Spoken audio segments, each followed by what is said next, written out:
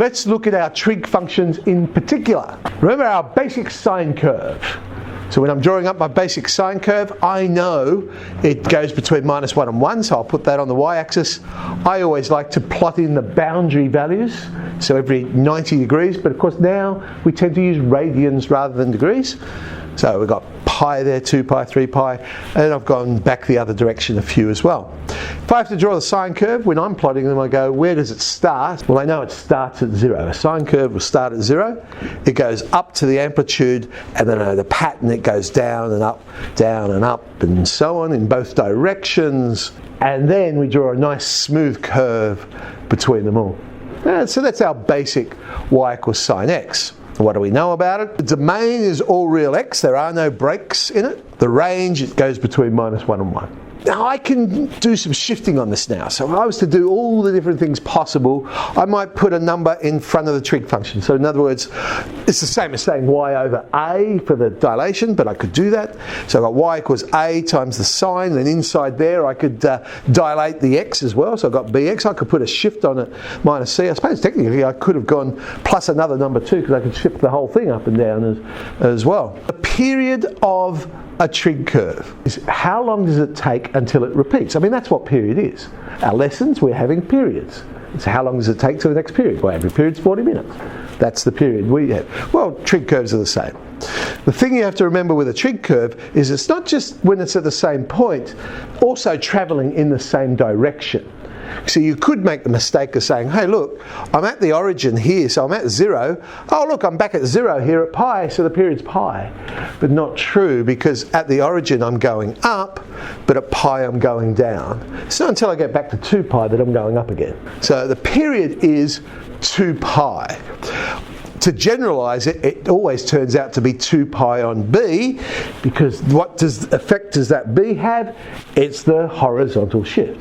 So it's going to change the period, change how long it takes for it to repeat. The amplitude of a trig curve is how far up and down it goes from the centre or the axis of our curve.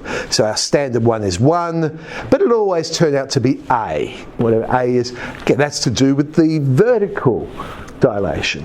So we're stretching it up to a. Another useful thing, when I'm drawing mine then, whatever the period is, I'll mark off whatever that period is divided by 4.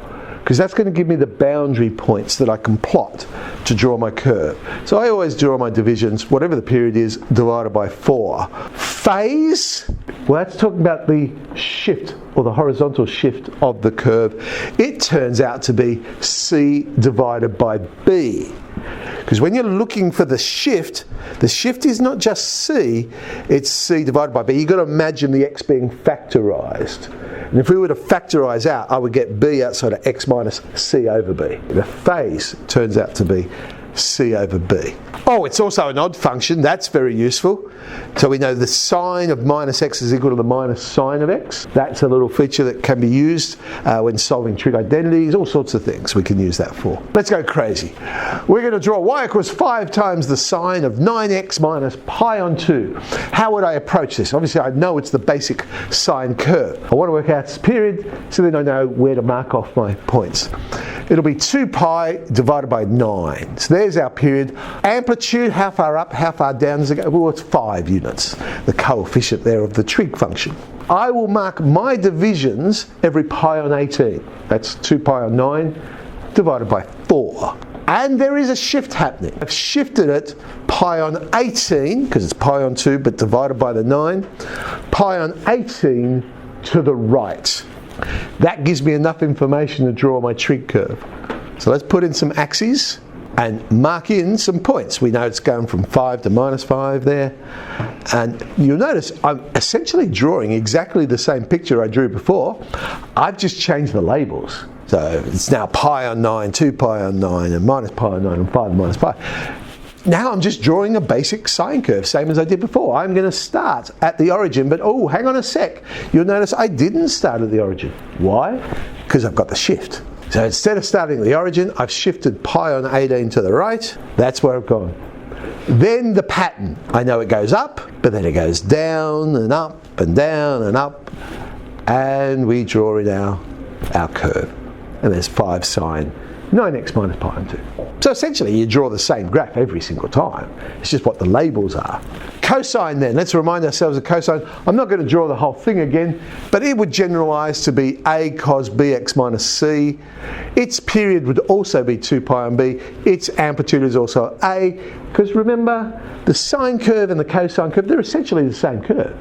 All the cosine curve is the sine curve, it's been shifted 90 degrees or pi on 2. That's what the cos stands for. It's the complementary ratio to sine.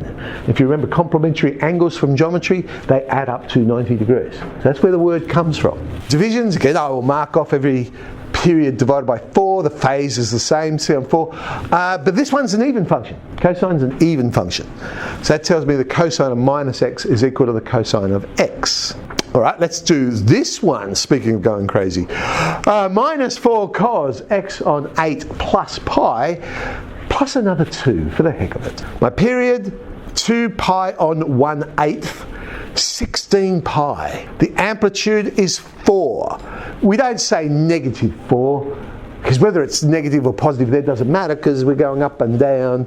So we just say, oh, it's 4 units, whatever, 4 units. That's the distance we're talking about. The divisions, I'm going to mark off every 16 pi divided by 4, that's 4 pi. Now, we've got some shift happening here. The shift is going to end up being pi divided by 1/8, which is 8 pi. And it's going to the left, but we've also got this plus 2, so it's also going to go up 2. Oh, but hang on, I've got a negative as well, so I've also got a reflection. It's upside down as well. Let's draw some axes in. Now, because I've shifted it up 2, and the axis is quite important when it comes to plotting points, I've drawn in a dotted line. I hope you can tell that that's dotted, not solid there, to indicate, hey, this line is not actually part of the graph. I'm just going to use it to help me draw this curve. And it's at 2. We've shifted up 2. Now, the amplitude we said was, where is it? There it is, 4. So I know I'm going up to 6, down to negative 2.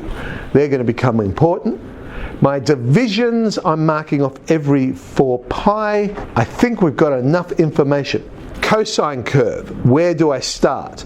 Normally I would start at 1, or the top of the amplitude, but hang on a sec, this one's upside down first, so it's upside down.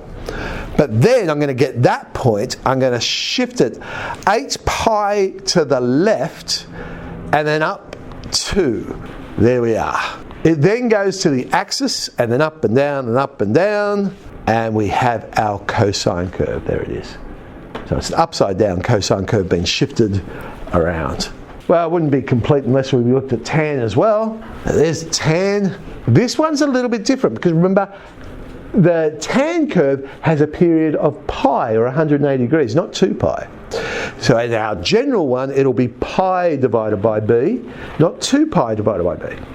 You'll notice I didn't bother with the amplitude, because the tan curve goes up to infinity, down to minus infinity, so it does not matter what we stretch it up by or push it down by, it's still going to have the same range of minus infinity to plus infinity. It has no amplitude.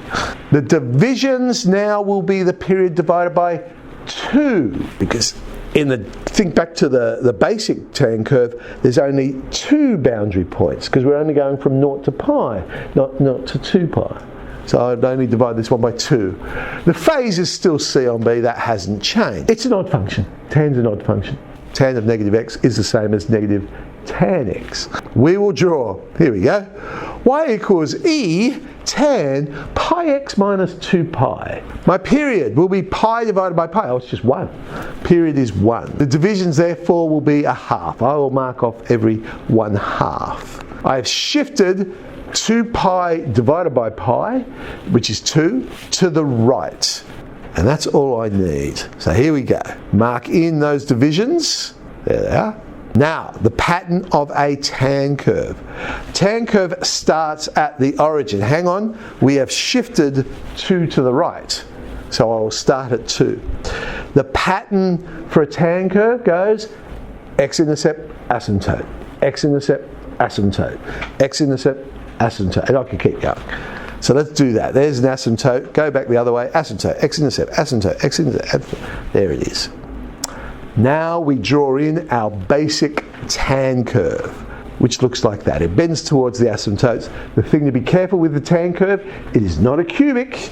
Do not draw a horizontal point of inflection there. It comes through at 45 degrees. Okay, so it comes through at 45 degrees. And that gets repeated between all of the asymptotes. The E, you'll notice, I didn't even consider it because I have no scale on my y-axis, so it doesn't really matter. I could have put any number there, I would have drawn exactly the same picture. It only would matter if I was putting two graphs on the one, and then possibly the y scale would matter. Last year's HSC, they were presented with this trig graph, y equals some constant times the sine of AX. They simply wanted to know what are the values of K and A. So in other words, what sort of dilation is happening here? Well, I can see that the amplitude straight away is 4. So that gives me K quite quickly because I know the coefficient of the trig curve is the amplitude. Is it upside down? Is it the right way round? I suppose is the only question we have to ask ourselves. But it looks like K is 4. The period is 6 pi. So here I am at the origin. It's always good to use 0 because it's a nice reference point. And it's going up at the origin. It's not until we get to 6 pi it's going up again. So I know the period is 6 pi. Well, hang on. The period is 2 pi on A, coefficient of x. Therefore, I can play with that and I get A is 1/3. There's our answer. A is 1/3, K is 4. So you didn't actually have to draw anything on this one. I guess this question was more drawing out, do you understand what's happening with the dilations here? How does it work? Okay, 3J.